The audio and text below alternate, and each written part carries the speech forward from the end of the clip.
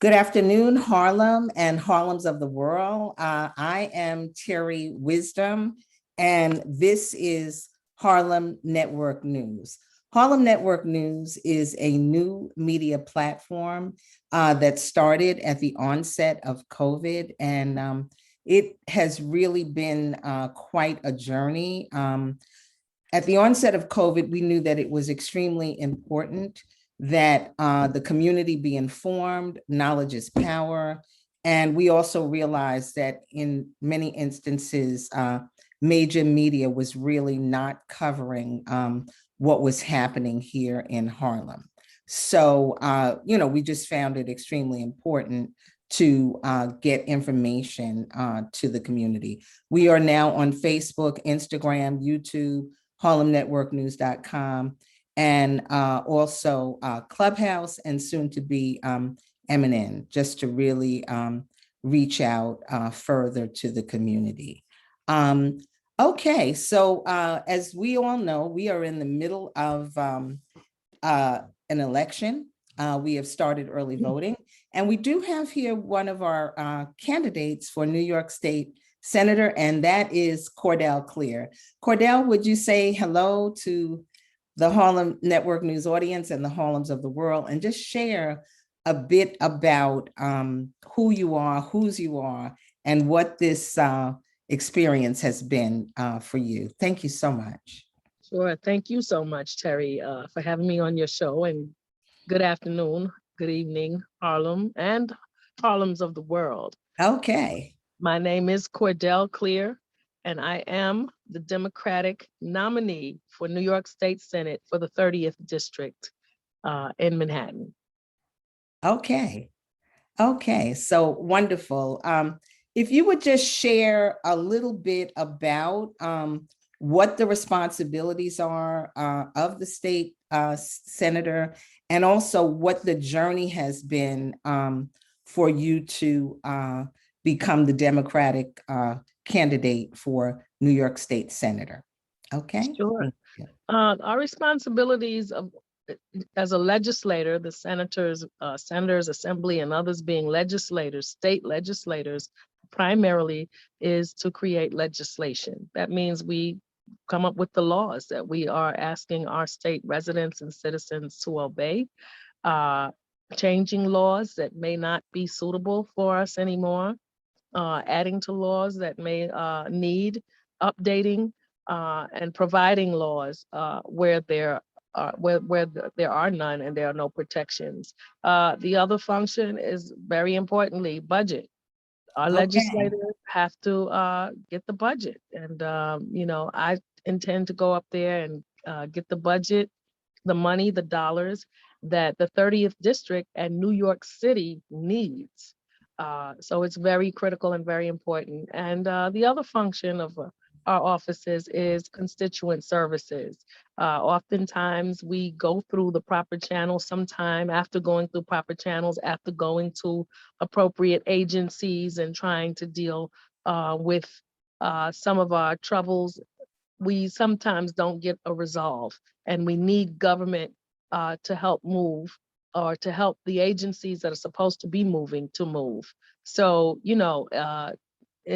we have purview over state agencies like DHCR, Division of Housing and Community Renewal. I think they changed their name to just Division of Housing Renewal, Office of Children and Family Services, OASIS, and others. We have purview over those agencies where we can question, we can have hearings, we can also work with them to resolve issues in the community.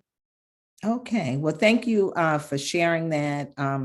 once again, I'm Terri Wisdom, and this is Harlem Network News. And Harlem Network News is a new media platform. And we just know that it's very important that folks understand what is going on, particularly at this just extremely critical time in our city, the nation, the world. I mean, there's so much going on with COVID and, just economic disparities and, educational health disparities. So it's extremely critical that we just be very on point and progressive. Cordell, would you share, and once again, audience, I'm here with Cordell Cleare, who is the Democratic nominee for New York State Senator.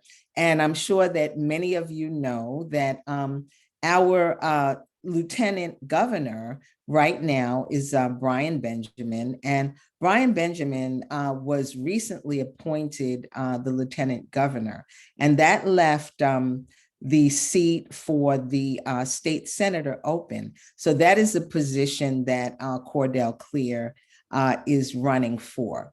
So Cordell, would you share with us a bit about your background, your experience, Sure. your commitment and knowledge of the community and your activism? Thank you. Sure, thank you. I started in community activism. I call myself an activist. I often say I've been an activist for over 35 years, but really, perhaps I've been an activist since I can remember, a servant of the community since I can remember, because from the time I can remember, my parents always had me volunteering in church, taking groceries to seniors, taking meals to seniors, whether they be family or others that were ill or in need. So I think those experiences, though I didn't really much enjoy them then, I know they prepared me for where I am today. As an adult, I have worked for 19 years in government as chief of staff to a former city councilman, and followed him as his chief of staff into the New York State Senate in this exact same district. So Okay, I great. am familiar with the neighborhoods, the various diverse neighborhoods that are in this community. I've served on school board for over a decade and on the Community Education Council in a school district that serves a large portion of this district, which is the Upper West Side, which ran from 59th Street up to 122nd Street. I also served as a Democratic district leader for over a decade in the 68th Assembly District, which is the East Harlem part of the district. And now I'm serving as a district leader in the 70th Assembly District. So collectively, I have served this senatorial district, which encompasses all of those neighborhoods, Morningside Heights, Manhattan Valley, Upper West Side, Central Harlem, West Harlem, Upper East Side and East Harlem, as well as a small portion of Washington Heights, is encompassed within the 30th district. So I have had experience working in each of these neighborhoods, both in government and outside of government. And I think my activism skills and my governmental skills combined make me particularly qualified to fight for the needs of this district. Okay, thank you very much. And I know when you worked as chief of staff for the council person and for the state senator, that was our council person, Bill Perkins, that, we all know, and we know when we call that office, you would always answer the phone and, help with a lot of different things. So you feel that that really has you like double prepared for the experiences that are at hand. Sure. Okay. I mean, all of the things that we addressed, and coming into government at a time when Harlem was very different, Mhm. when 1 in every 10 children in foster care came from Central Harlem, when poverty, crack, HIV/AIDS, all of these things were so prevalent in our community and needing to be addressed. They were very difficult times. Welfare reform, very difficult times. And we're still facing challenges. We're still facing challenging times. Just growing up here and living through the heroin epidemic and the other things that this community has faced, And just that experience, that lived experience and that governmental experience, as well as being a community activist, when witnessing the extreme abandonment that we had in Harlem, the Mhm. housing abandonment, and Okay. watching that all turn around, and then still being faced with the challenge of gentrification. These are the things that I will take with me to Albany, the experiences and the lived experiences that I'm going to take to Albany with me to make sure that our community, all of our community, benefits from the changes and the benefits that are occurring in Harlem. So absolutely, though, that work, along with all the other work I've done, certainly prepared me. I mean, I haven't worked for that office for over 6 years now, but in the 19 years that I did work for that office, we covered a lot of ground. And I'm very happy and I'm very proud of it because it is definitely serving me in this capacity. Okay, okay. Thank you for that. And before I actually go any further, we all have so much going on, but I would really just like us to take a moment and stop and just silently have a prayer for Harlem. Yes. And the 30th district, which encompasses Central Harlem, surrounds Central Harlem, but we just have a lot going on. I would like to pray for us, for our elders, for our ancestors, and a particular prayer for our children and our youth. Absolutely. Yes, 2 days ago, we had, and we've had many, but we had a notable, and they're all notable, shooting in Harlem. And a 17-year-old young man was cut down in the street in the daylight, kind of after school. And I know that, our street corner resources, Aisha Sekou, and our ministers and Stacey, many of the ministers, everyone gathered yesterday. Harlem Network News was not able to attend, but we were there in spirit. And I just want to put out that prayer because there is so much coming at us. And, also just the prayer for you, because I know in this time you lost your youngest son, to COVID and complications. So we just need a lot of prayer and we need a lot of strength, because on top of all of the things we have to do to survive, to keep going, we have this challenge as well. And it's not a small challenge, because even though these things happen, we still have to keep going. We still have to keep our commitments, and we still have to, no matter how desolate, desperate, it looks, we still have to keep going. We can't lose hope. We have to vote, even though it may seem a lot of people feel disconnected, but we still have to keep it going. Do you want to speak a little bit to that, Cordell? And that's a silent prayer for me. It's a lot for all of us. Personally, it's a lot for us publicly, as a community, as a country. Opioid situations, gunshot situations, health situations, we're under siege. So if you would like to just speak a little bit to that, but I couldn't go forward without just sharing that. It's just a lot. And I think if anything, it's just making us just go forward better, and knowing that we stand on the strength of our ancestors that probably went through much more than this. So if you'd like to speak a little bit to that, Cordell, please. Thank you. Yeah. Well, you've said a lot, Terri, about it. I mean, it is a very difficult challenge right now, particularly gun violence. I will say to you, in 2009, I was working in the state Senate for my former boss at the time. And I remember very clearly that I had gone to 9 funerals in less than 2 weeks. Often as a staffer, you represent, as his chief of staff, I would represent him when he was not in New York City and when he was up in Albany. So it was my job to go and represent him. And in less than 2 week period time, I had gone to 9 funerals, all under the age of 16, with the youngest being 5.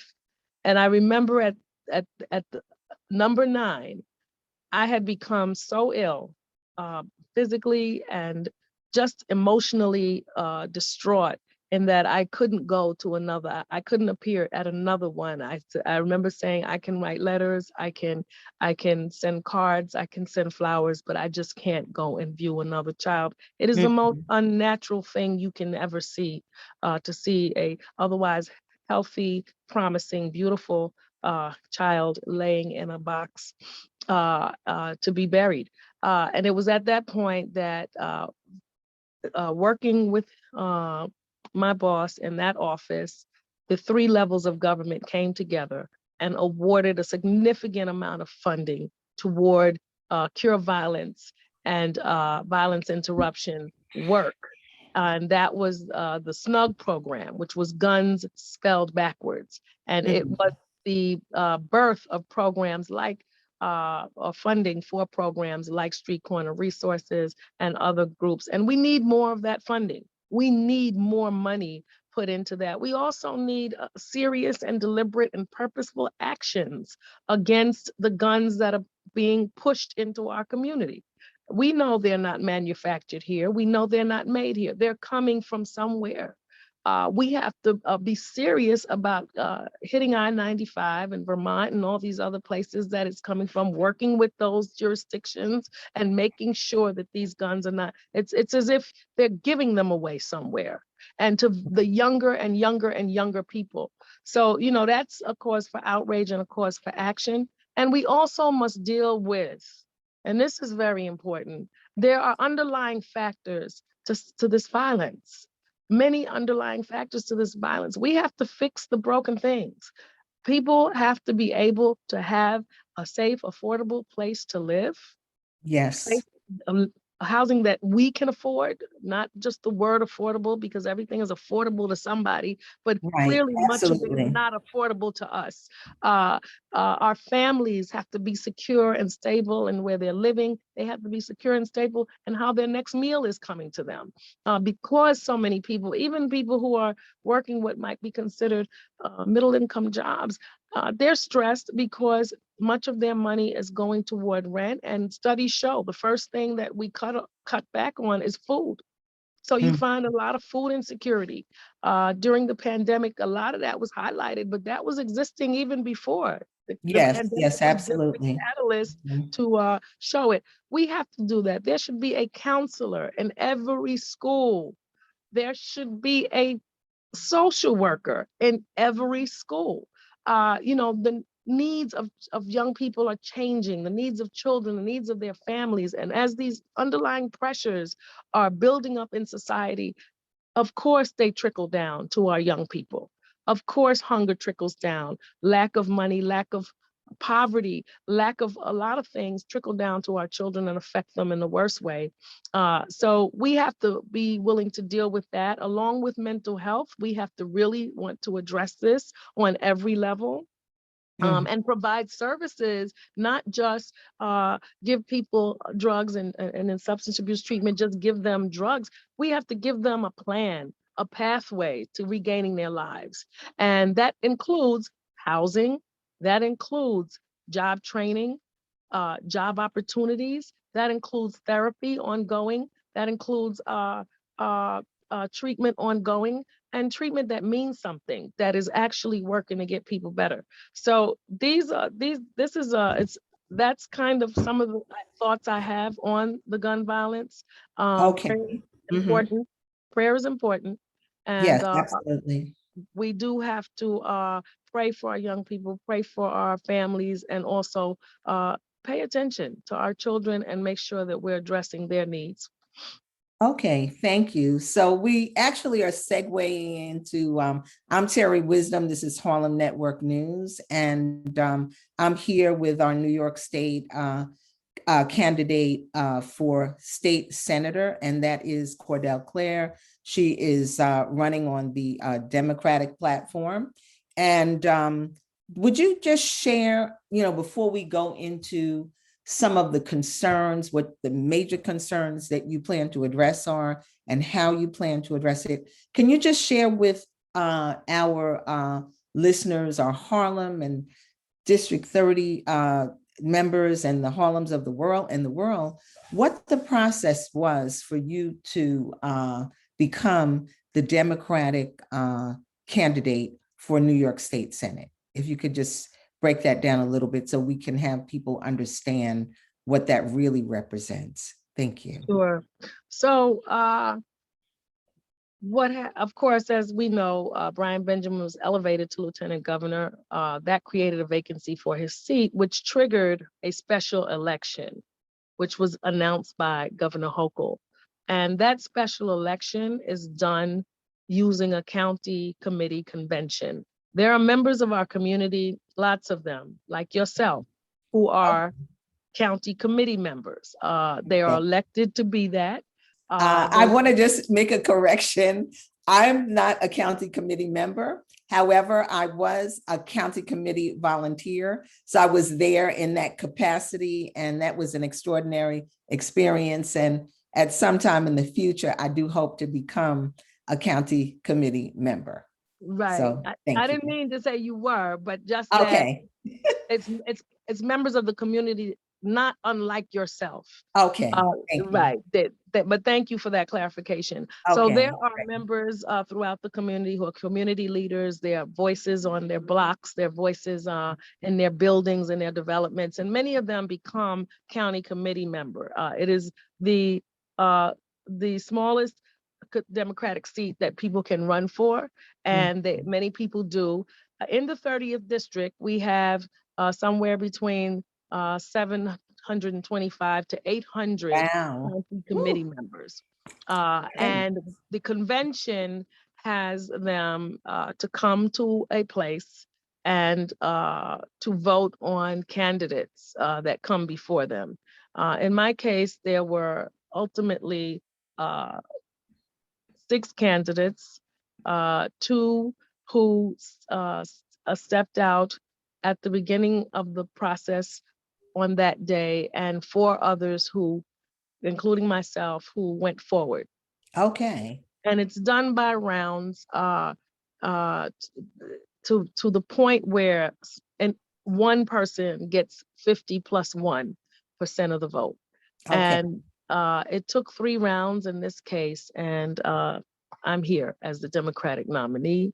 Okay. Grateful, humbled by it, really a privilege, because these are our block leaders, our tenant leaders, our just leaders in the community, business leaders and others who represent all of you who saw fit to select me as the nominee. And I'm very privileged, and I'm very honored to have been chosen.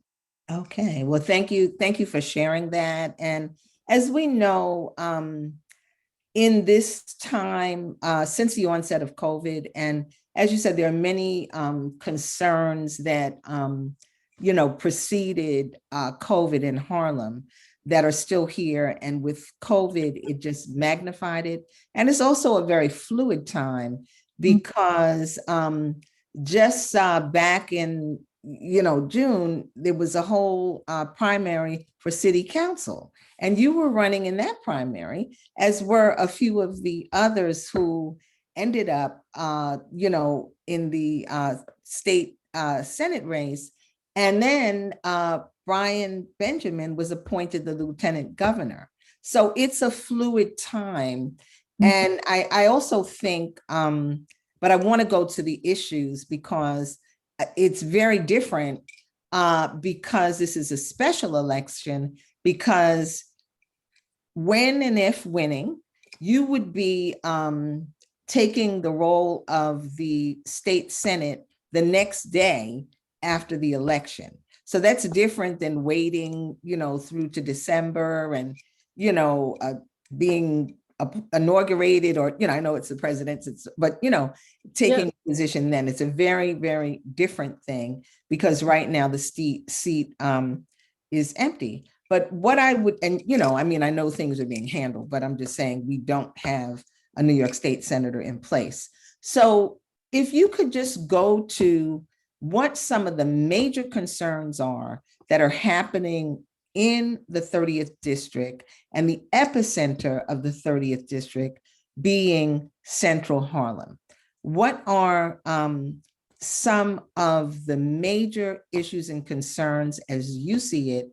And in your role as state senator, what are you prepared to do?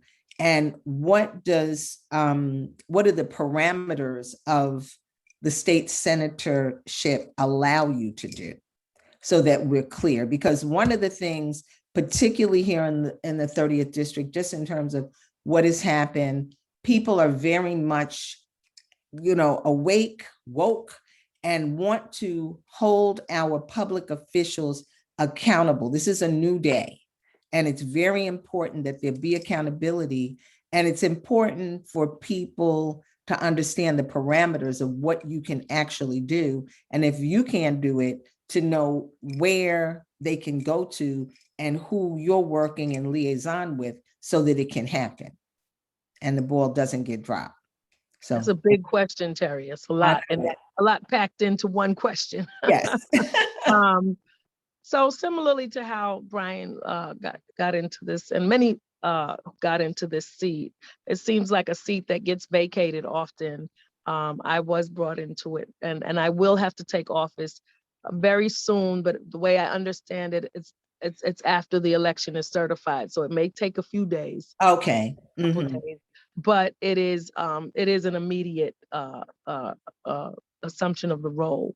And what I see as the very immediate things in front of us is still the pandemic.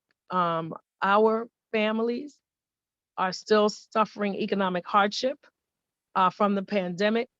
Our small businesses suffered greatly. Some of them didn't even make it through the pandemic. And we have to immediately begin an economic recovery, work towards economic recovery in our district, as well as the way we return to things, right? People talk about the new norm or returning to normal. And I don't know if there's going to be normal is not going to be what we knew normal to be. Returning to school is a challenge. Sending children back into school buildings, sending teachers back into school buildings. The way we do things is going to change greatly. So some of the things I want to get on immediately is I want to definitely look for the dollars to help our small businesses that have been struggling even before the pandemic. And I can do that. I want to look also for money that is available for new development in terms of jobs, green dollars, infrastructure dollars, all the money, stimulus dollars that are coming into this state. I want to make sure that the 30th district gets what it needs to repair infrastructure, to start green businesses, green jobs for our community. There's also a cannabis industry coming up. That we have to make sure that the 30th district, especially communities like Harlem that were most harmed by the war on drugs and marijuana, are the communities that can also benefit from the new businesses and new industries that are going to come into play. To me, that is primary, that we have to get us on economic track so that people can have funds and have money and have business. Then we have to look at this housing crisis that we are going through, and we have to treat it like the housing crisis that it is, and get dollars. And there are dollars. There is money for housing, and we have to make sure that it goes to create low income and low income housing that low income New Yorkers can afford and middle income New Yorkers can afford. Right now, we have a bunch of luxury housing. We have housing that does not meet or does not fit with the income of many of our residents, the incomes that many New Yorkers, period, are making right now. We have to turn that around because we don't want to continue to push people out of our communities, especially in a place like Harlem that has been a traditionally Black community, historically Black community, and we have seen on paper the disappearance of 10,000 Blacks in the last 10 years, and and it has not stopped. It continues, and I have a feeling that number is even much greater than that, and it hasn't been factored in. And not to mention, it's a question of class and race, because Manhattan is slowly Yes. becoming a island of the rich, and we have to turn Okay. that around. We have to turn that around. So those are some of the primary things, including helping our small homeowners and our small property owners hold on to their property and not lose it. This pandemic has not been good for many of them either. And we have to find a way to make sure that they can keep their properties, make sure they can stay in their homes as well. Okay. Okay. Thank you for speaking to what some of the needs are, because economics, I believe, is a basis for a lot of the trials and tribulations that are going on. It's a base for food insecurity, in some ways a base for health insecurities, educational insecurities, and many other things. But in the role of New York State Senator, you said you would make sure that the funds are released. How does that happen? Because we know that there's money. We know that stimulus money has come in. We know that the mayor, which that is on a city level, which I don't know exactly the connection, there's been funds that have gone into a program on race, and there's been funds that has gone into mental illness, but it doesn't feel like those funds have actually trickled down into the community. And I mean, obviously, what is being said is affordable is really not affordable for most of the Black and brown people, working and lower class people. It's just not affordable. So how and what is the process? Do you have to sit on certain committees, or do you have monies that you can disperse to the, how does it Committees actually help. work? Committees do help. Because it puts you closer sometimes to certain streams of funding that are coming, but not necessarily do you have to sit on a committee to get money for your district. But you do have to make the case. You do have to collaborate with other people in the Senate, other colleagues in the Senate. You do have to collaborate with stakeholders. You have to have the voice of the people, organizations, community-based organizations, and you have to collaborate with the other leaders in your district. We're stronger together. So on a state level, we can say that we are allocating funds toward a certain direction, towards a certain area, towards a certain agency, but it's so much better if I can say that to my city council counterpart in my districts, city council counterparts, because there would be several. There are several assembly members. If we were all working together and to let them know, this is what's happening in our district, this is what's coming in on every level.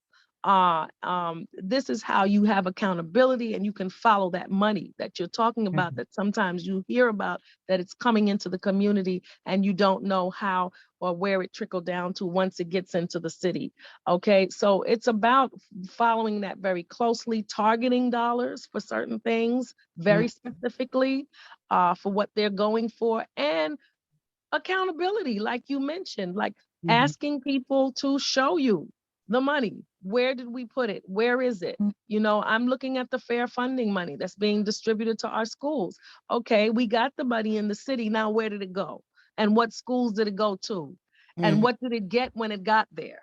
Right. It's about following it and asking these questions. It's not just a matter of making allocations. It's that we have to follow so that we can see the results that we're trying to get.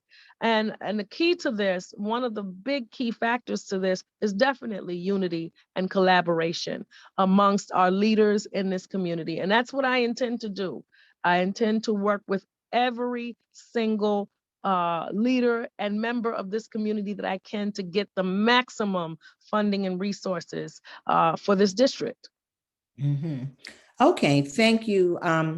That is a good answer. And our constituency, I'm Terri Wisdom, this is Harlem Network News, and you heard it here in terms of what the process is.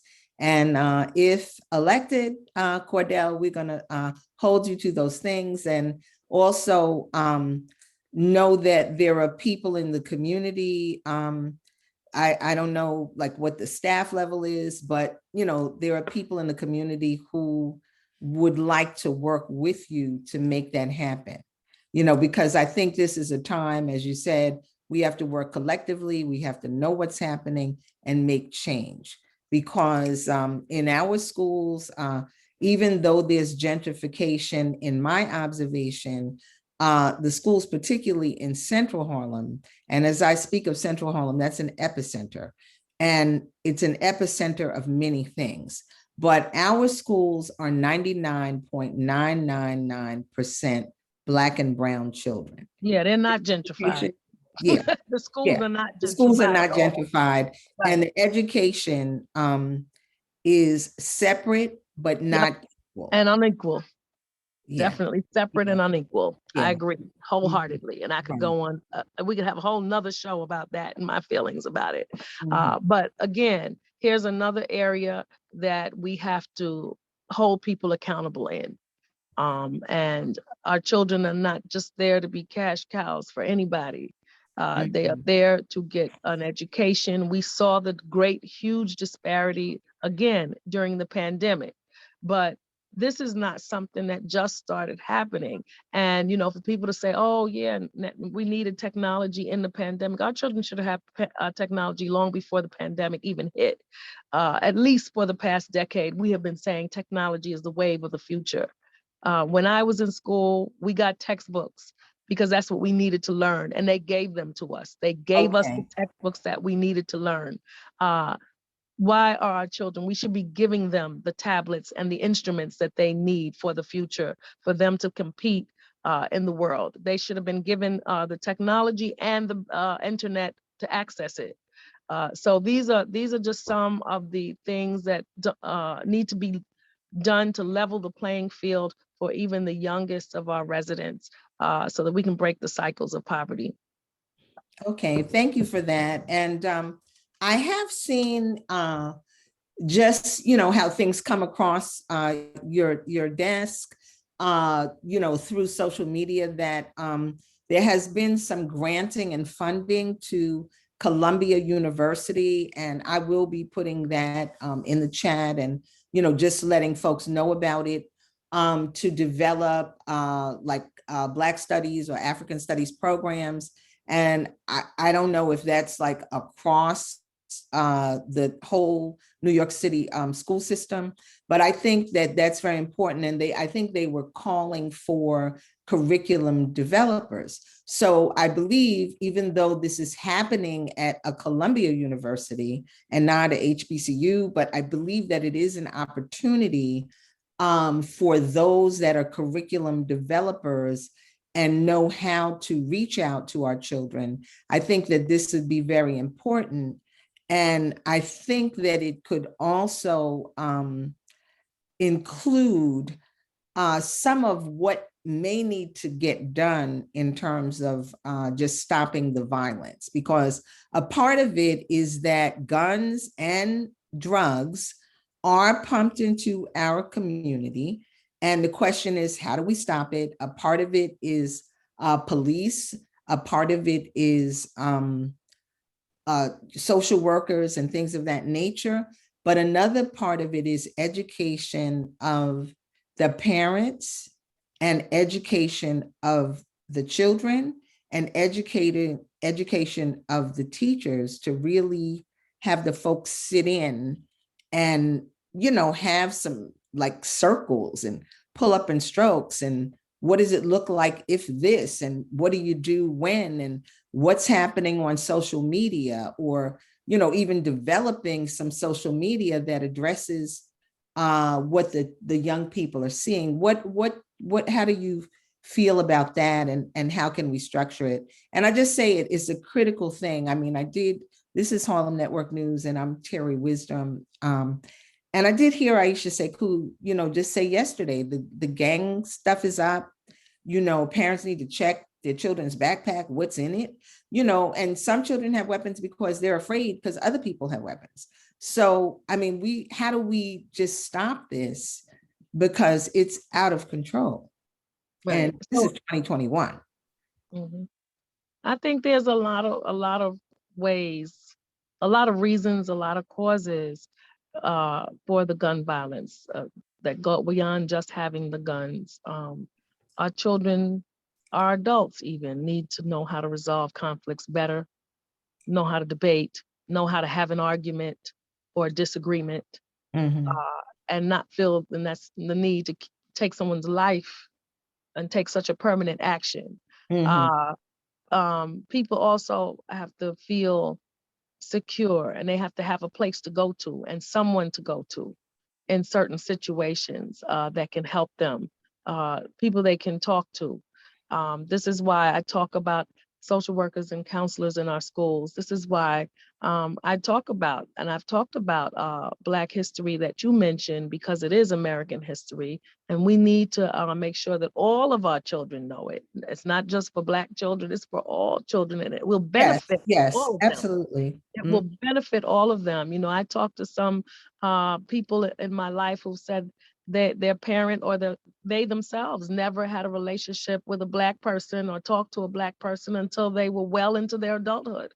Mhm. So there's all these preconceived notions and misconceptions and things that people need to learn about other people, and they don't get a chance to because it's absent, it's not there.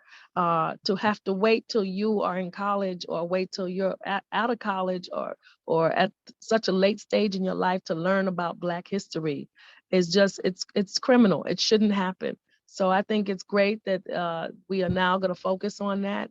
I'm very concerned about who's delivering the message and what message they're delivering, because some, misinformation could be worse than no information at all. So we have to definitely watch that and hold them accountable. And at the same time, we have to reach out to young people in every single possible way that we can. I think that, even the way we're educating children, every child is not going to college. That's a fact. Okay. Every child doesn't want to go to college. That's a fact. And Mhm. every person does not need to go to college. That's a fact. But we have to create other opportunities and ways and for these individuals to make a living. I need my plumber just as much as I need my doctor. I Okay. need my electrician just as bad as I need a lawyer. But Right. all of them serve a purpose that and needs that we can't live without almost. So Mhm. we need to bring vocational training back for our schools, our high Mhm. schools, make those opportunities available. I had a brother, he high school wasn't working out for him. My parents put him in Job Corps. At that time, they sent people away. He went to Utah and came back and retired from the job he came back and got. Okay. Raised his family, very, very, uh, it was a very prosperous trade that he had learned. It was the glass trade, glazing. There are many Mhm. things that our young people can and should be doing. We should be holding classes for them to be entrepreneurs. Some of them Mhm. are brilliant. They're inventing things, they're creating things, music, clothing, you name it, art. They Mhm. are doing it. Mhm. And we're not putting the tools in place for them to be successful with it. So we need to focus on those things as well. I find that young people, any people, young people, older, when you have something to lose, you're Mhm. less likely to want to lose it. You're not going to Right. risk it. You're Right. not going to risk it. And if you're good at something, you're going to want to do that thing that you're good at. in most cases. So we gotta, find ways to lead our children to success, lead them to solutions Mhm. instead of leaving them out there just to become victims of the negativity that's out here. There has to be more than one road, and we have to provide that. Okay. Okay. So thank you for sharing that. I'm Terri Wisdom. This is Harlem Network News, and we are here with our Democratic candidate for the New York State Senate, and that is in the person of Cordell Cleare. And I'm in a complete agreement with you, just in terms of people finding their niche and even knowing what is available to them to do. And at an early age, having a passion, and that means from an educational standpoint, you have had to have those experiences, be it in the arts or be it in STEM, or be it in the Girl Scouts, the Boy Scouts, what marching band camp, travel. When you have those experiences, you understand that it's a broadened world. My children had the great experience of going to Harlem School of the Arts at a time when they really learned like music theory or ballet. Even if they didn't turn out to be that, they had that experience, and they also were with other young people who were having the experience together. So they had friends that were focusing on something. And no, every child does not want or need to go to college, but in our community, a lot of times the children really don't know what that experience is. I had the opportunity to teach something called the Road to College with BMCC.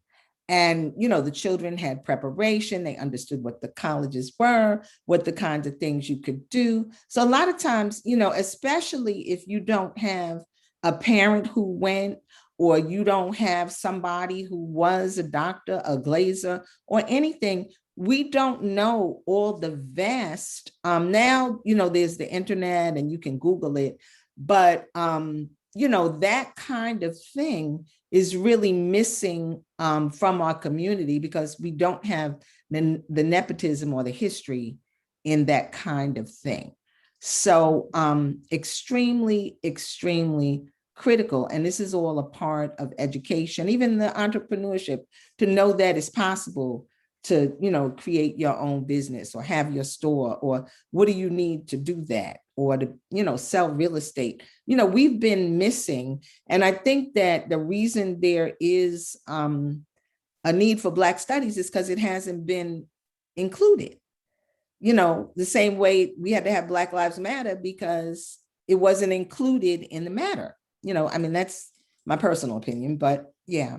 So if you would just share a little bit, we do have some questions from the audience. One from Farron, who is saying, what are some of the committees you would like to serve on and why, and how would they benefit Harlem and New York City overall? That's a question from one of our audience members. Sure. So I would absolutely want to sit on the housing committee. And how I think that can benefit our community is that we can take a look at how we preserve already affordable housing, take a look at what creative ways we can go about to create new housing that is affordable to us. And just everything that goes with that, even to public housing, where we want to make those repairs. We want to make sure that we keep public housing, protect public housing. I would definitely want to be on that committee. And even as far as the housing code and maintenance of our housing is concerned, there are many things that need to be covered. And I would like to impact that. I would like to be a part of those discussions and a part of coming up with how we can help in our district and across the city. I definitely want to sit on the education committee for many of the reasons that we already just discussed in terms of creating new pathways for our children and our young people, so that they can. One thing, our community and our children are absolutely brilliant. I mean, I sat on school boards, community education councils, PTAs, and from the moment they enter, they're just like bright little lights. And what happens along the road that makes that light go out, we need to stop letting that happen, because our children come in there ready to learn, ready to learn, ready to soak up whatever we give them.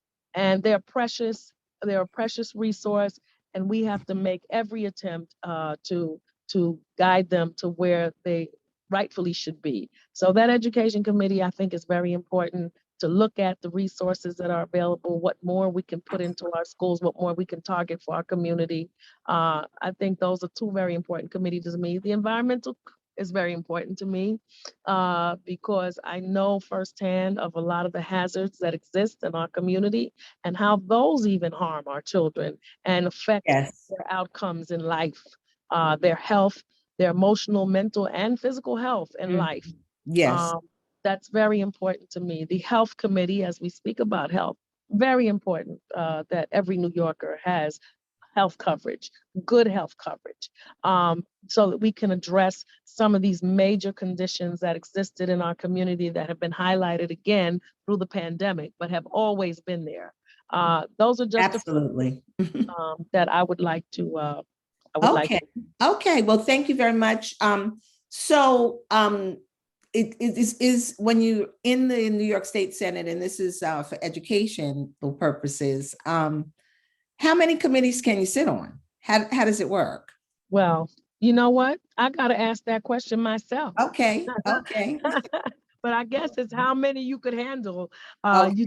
You don't want to spread yourself, I guess, too thin, and depending Right. on the Mhm. rigor of a committee, depending Yes. on your position in a committee. From what I've seen in the past, I Mhm. don't know that you're limited to any number, but I've Okay. seen people sit on 5 or 6 Okay. uh, committees, but it depends on what, you may Right. be chair of one, Okay.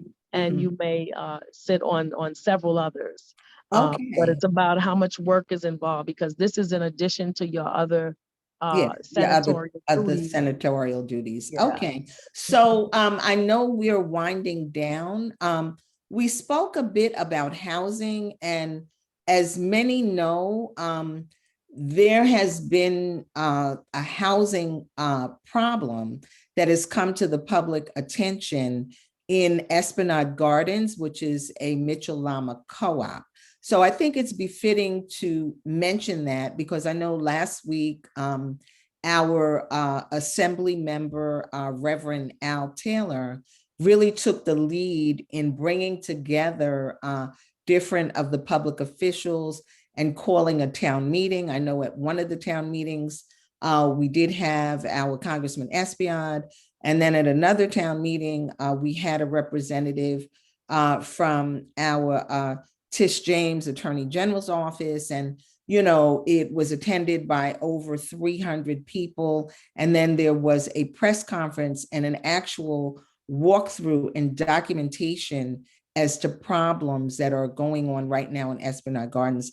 Would you like to speak a little bit about this? Because I think it was a good cross-pollination of the community, as well as of the public officials. And then even following that, members of the shareholders had been on the community board meeting, which was actually followed by another community board meeting where the actual board and some of the contractors and architect for Esplanade came on. HPD was missing, and Tish James' office was not able to sit on that. So if you could just give a little overview about that, where we are and what's happening and why it's happening. Yeah, well, you said a lot of it.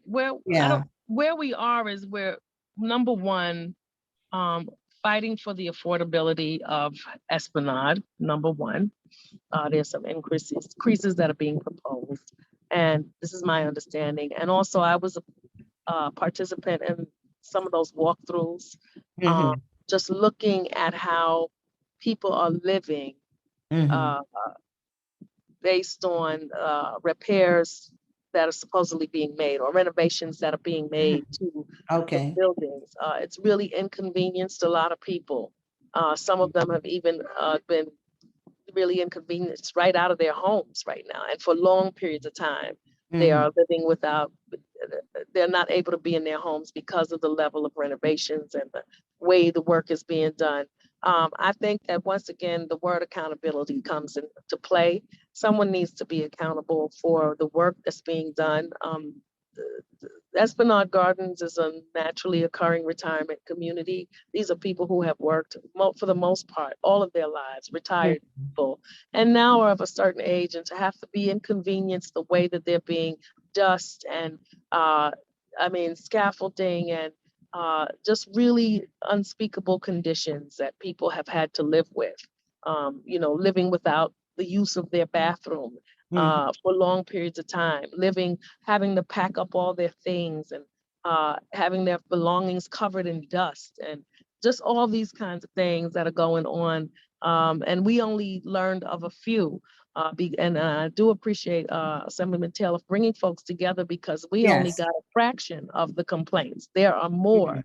Mhm. Right. Yes, I And know people he's compiling complaints compile, and putting yeah, them in a spreadsheet. And yeah. we're reaching out to just have more participants, more information. As Harlem Network News says, knowledge is power. And that is why our media is so, so important. And that is the void, the gap, the everything, the cover that Harlem Network News must fill, to help people be informed, to help there be change.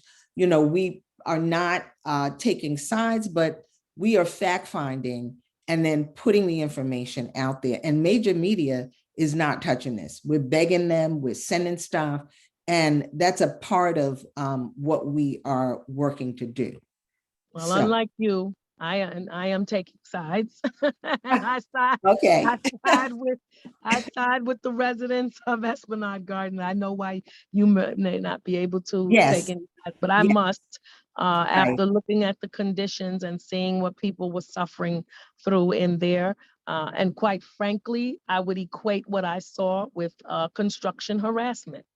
Okay. I would equate that with them trying to get tenants out of there, because there is a better, more organized, safer, Mhm. more convenient way of doing things. Mhm. What is happening is just despicable.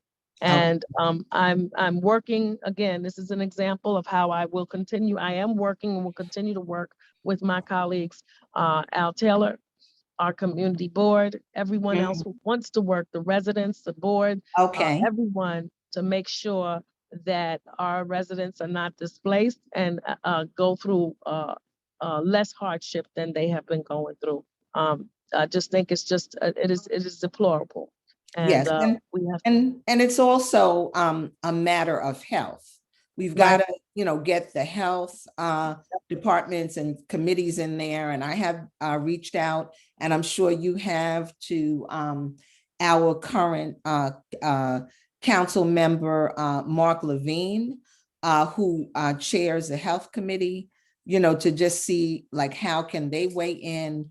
And as I said, in terms of not necessarily from a media standpoint, am I able to take sides? And even as a member of Community Board 10, which I am a member, to be able to take sides, but fact finding and showing what is happening, and pictures and interviews, 1,000 words, that allows us to really see what's happening. I'm community all day long, Harlem all day long, and all day long for the betterment, upliftment, and the fair treatment of just quality of life. And that's extremely important, even as you said, for our children. If we're walking through broken down places with garbage and the elevator's not working and this is smelling, and I know we're supposed to get broadband in the NYCHA, but we talk about NYCHA, but a lot of the community is living in NYCHA conditions. And a place like Esplanade Gardens, where these people have worked all their lives, and are paying their rent. And that's not to say people in NYCHA, many are working all their lives, and they're paying rent too. It's not free, so, and we're all paying taxes, so it's very critical that they bring these to the forefront, because when people don't see it, that's when it can happen. And that's what happened when the Black Lives Matter movement came to the forefront, because it allowed a lot of people who really, through their ignorance, like you said, there's people that didn't even know any Black people, but it allowed them to see, wow, look at what's happening. So we're going to wrap it up, because we could be on here like Clubhouse on a marathon. This is Harlem Network News. We could keep talking, and hopefully in our conversations, we're coming to some resolution. So if you would just, Cordell, give us some closing statements. Who is running against you in the race for state Senate? How are you faring so far? I don't know if you're able to look into a count of what the votes look like. And we know, it's going to take a while for the final. Here's what I'm going to say. I'm not going All right. to say all that. What I'm going to say is that I am Cordell Cleare. I am the Democratic nominee for New York State Senate. I'm asking you to go out either before the 31st for early voting or on November 2nd and vote Democrat all the way down.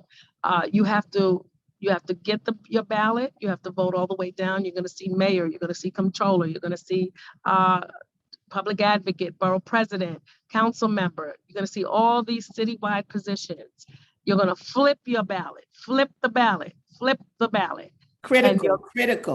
And you're going to see amendments on the other side that you need to also vote on. You're going to see judges, vote on those judges. You're going to see, and after beneath all of that, you're going to see special election senator, 30th district. And that's on the flip side?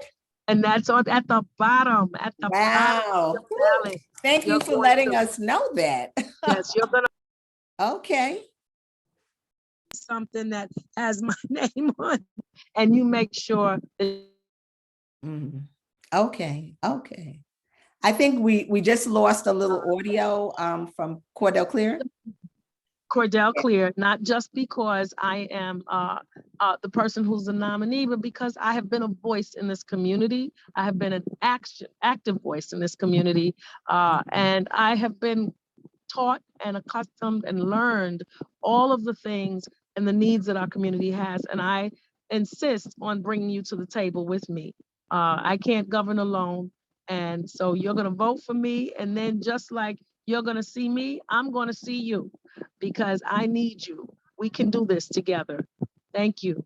Okay. So thank you, Cordell Cleare. This has certainly been a robust discussion, and we are glad to have you on Harlem Network News. I know it's been like we've been running around playing telephone tag and Zoom tag, but we're grateful, and we think it's important, especially for our audience, that we have the time, that it's not a 2-minute sound bite, and that we get the information and facts, because you just said something. I haven't actually personally voted yet, but the fact that you're telling us that the special election is on the flip side, that's critical. You know what I'm saying? That is critical, that people know they got to turn that over. They got to look, they got to read, and we will be airing this again on our YouTube channel at about 7:30 tomorrow evening. So those of you who didn't get a chance to join us live here at Harlem Network News, you'll get to, digest the whole thing. And also it's on our Facebook. So it'll be up so that you can also continue to just get that information, because knowledge is power. And I don't have a time and date yet, but Nicole Yearwood from The Educated Voter is going to come on and go over some of those judges and the questions that are on the ballot. So you're not just walking in there doing a multiple choice, because that impacts you, just like our ranked choice voting did, and people did multiple choice on that. And many didn't know what they were actually making a choice for. So we got to know, and then we get it done. So I'm Terri Wisdom. This is Harlem Network News, and Cordell Cleare. Cordell, do you want to share some of the names of the people that have endorsed you? And then we're going to say goodbye. Thank you. Certainly, I've been endorsed most recently by UFT. Yay for the teachers. I've been endorsed by West Harlem Environmental Action, a group that has been fighting for environmental justice. I've been endorsed by the New York League of Conservation Voters. I've been endorsed by Tenant PAC, which is a large tenant advocacy group in New York City. Very old, very established, done great work together. And there's been many others, and they're not coming to me right now, but visit Okay. info at CordellCleare.com, and you'll see the list of all of our endorsers. And I've been endorsed by my colleagues in the Democratic Party, and Jamani Williams, Eric Adams. In fact, we'll be having a rally on Monday at 117th Street and 7th Avenue.